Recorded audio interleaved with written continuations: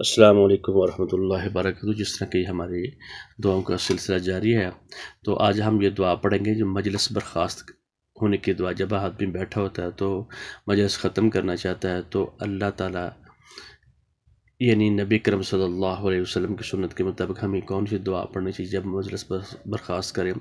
تو ہر چیز میں نے بتایا تھا اس میں اللہ تعالیٰ کی وحدانیت، اس کی تعریف یہ ہوتی ہے، اس کی پاکی بیان کی جاتی ہے۔ جتنی بھی دعائیں آئیں گی اس میں کسی کا نام شامل نہیں ہوتا، صرف اللہ رب العزت کے، اس میں خالص توحید ہوتی ہے۔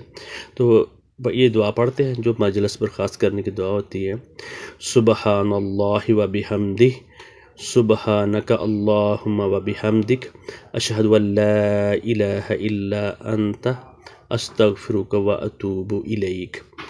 پھر یہ دعا سنیں، پھر اس کے بعد اس کا ترجمہ اور تھوڑا سا مفہوم اس کو واضح کرنے کی کوشش کریں گے۔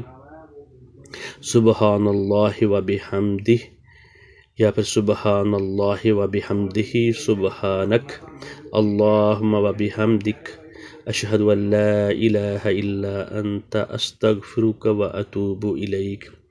اللہ تعالیٰ کی تعریف کے ساتھ اس کی تسبیح بیان کرتا ہوں۔ اللہ تعالیٰ سبحانک، سبحان اللہ، اللہ تعالیٰ کی تعریف کے ساتھ اس کی حمد بیان کرتا ہوں۔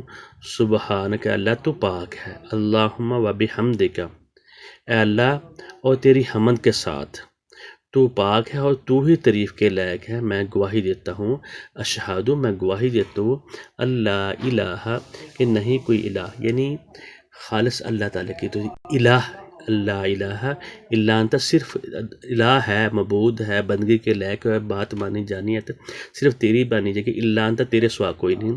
استغفرک، میں اپنے گناہوں کی تجھ سے معافی طلب کرتا ہوں، واتوب الیک، اور تجھ سے مغفرت طلب کرتا ہوں، تیری طرف رجوع کرتا ہوں، میں آئندہ اس طرح کے کام نہیں کروں گا۔